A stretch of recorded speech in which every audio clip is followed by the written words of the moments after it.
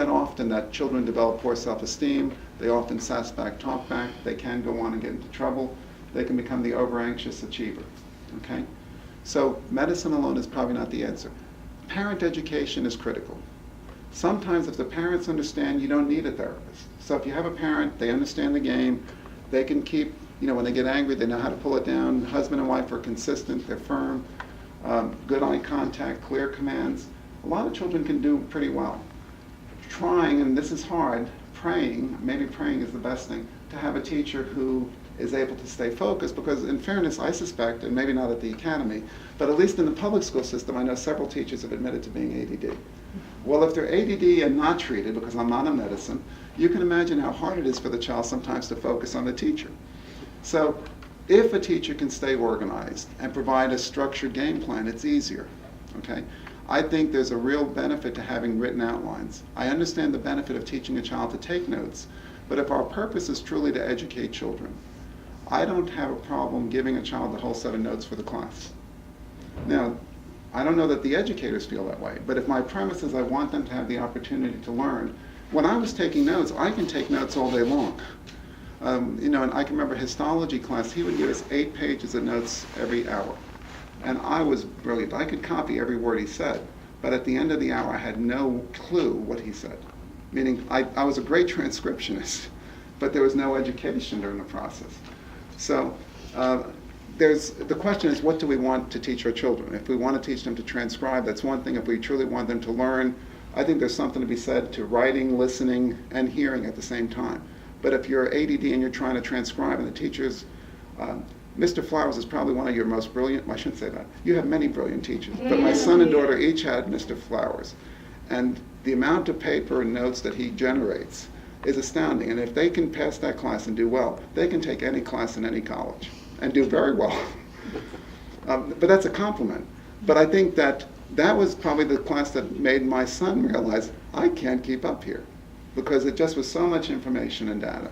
And that's a compliment to Mr. Flowers. It's not a derogatory. But I wonder if there was a way, and this is something that the systems, not just the academy, but how do we make education work?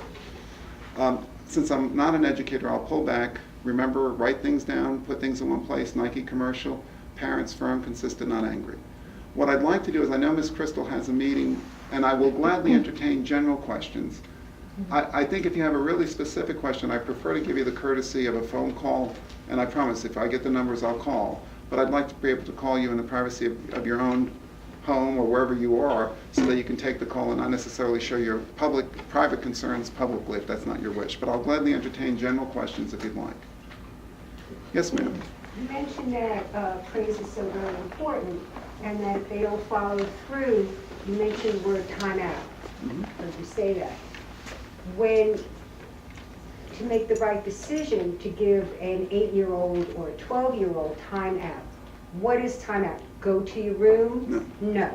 Go to your room, and then they have their computers, and what do you suggest? Well, first of all, I have kids. In fact, I had a child yesterday. Kid was acting out, and he got so aggressive and out of control, he was admitted. So there are some kids that have learned that they can buck the parent. The parents, God bless them, are just, they feel overwhelmed. They're just, I don't want to say useless. They're not useless, but they exhausted, ineffective. Sometimes all children need to know that we're in control.